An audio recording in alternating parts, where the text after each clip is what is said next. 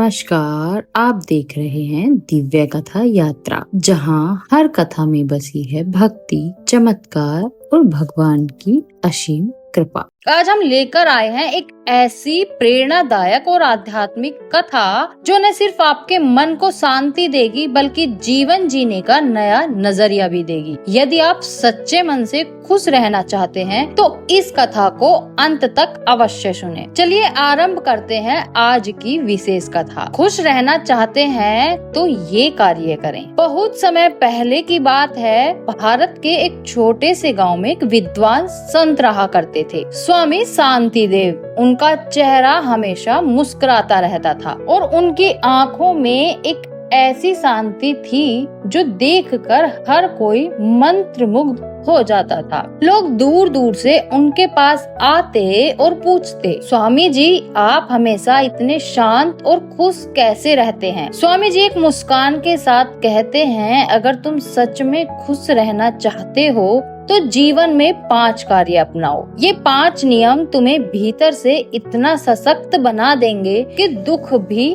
पास नहीं आएगा। स्वामी जी कहते हैं, हर दिन अपने दिन की शुरुआत ईश्वर के नाम से करो, चाहे वह राम हो, कृष्ण हो, शिव हो या माँ दुर्गा हो। नाम कोई भी हो, भाव सच्चे होने चाहिए।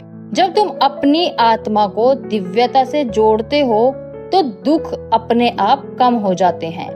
गांव के एक युवक राजेश ने जब ये बात मानी तो उसने हर दिन सुबह उठकर ओम नमः शिवाय का जाप शुरू किया। कुछ ही दिनों में उसे महसूस हुआ कि अब उसे छोटी छोटी बातों पर गुस्सा नहीं आता और उसका मन शांत रहता है। स्वामी शांति देव ने कहा, खुशी पाने का सबसे सुंदर मार्ग है दूसरों को खुशी देना। जब तुम बिना स्वार्थ के किसी की मदद करते हो तो ईश्वर स्वयं तुम्हें आशीर्वाद देता है। एक बार गांव में भयंकर बारिश हुई और एक बूढ़ी अम्मा की झोपड़ी टूट गई।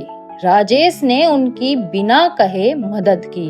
अगले दिन संत ने उसे गले लगाते हुए कहा, आज तूने ईश्वर की सेवा की है, यह तेरे जीवन का सबसे पवित्र कार्य है। जैसे बीज वैसा फल, वैसे ही जैसे विचार वैसा जीवन। स्वामी जी हर किसी को सिखाते हैं कि हमारे विचार ही हमारे सुख और दुख के निर्माता हैं। हर स्थिति में कुछ अच्छा देखने का अभ्यास करो। राजेश ने ये सीखते हुए जब जीवन की कठिनाइयों को अवसर समझना शुरू किया तो उसने पाया कि हर विफलता के पीछे कोई नया रास्ता छिपा है। स्वामी जी कहते हैं, जो व्यक्ति क्षमा करना सीख जाता है वो ईश्वर के सबसे निकट हो जाता है। एक दिन गांव का ही एक व्यक्ति बीरबल ने राजेश पर झूठा आरोप लगा दिया। राजेश क्रोधित होने के बजाय शांत रहा और बोला, जिस दिन तू सच्चाई समझेगा उस दिन तुझे खुद ही पश्चाताप होगा। मैं तुझे क्षमा करता हूँ। कुछ समय बाद बीरबल रोता हुआ राजेश के पास आया और माफी मांगी। राजेश ने कहा, तेरे आने से पहले ही मैंने तुझे माफ कर दिया था। सच्चा सुख वह है जो भीतर से आता है, न कि बाहर की वस्तुएं से। स्वामी जी बताते हैं, जो व्यक्ति जीवन में संतोष रखता है वही सबसे अमीर होता है। इच्छाएं जितनी बढ़ती हैं, दुख भी उतना ही बढ़ता है। राजेश अब बड़े शहर जाने का सपना छोड़ चुका था। उसे अपने छोटे से खेत, अपनी गाय और अपने परिवार के साथ बिताया हर पल अनमोल लगने लगा था। इन 5 कार्यों ने राजेश का जीवन ही बदल दिया, बल्कि धीरे धीरे पूरे गांव में एक सकारात्मक परिवर्तन आया।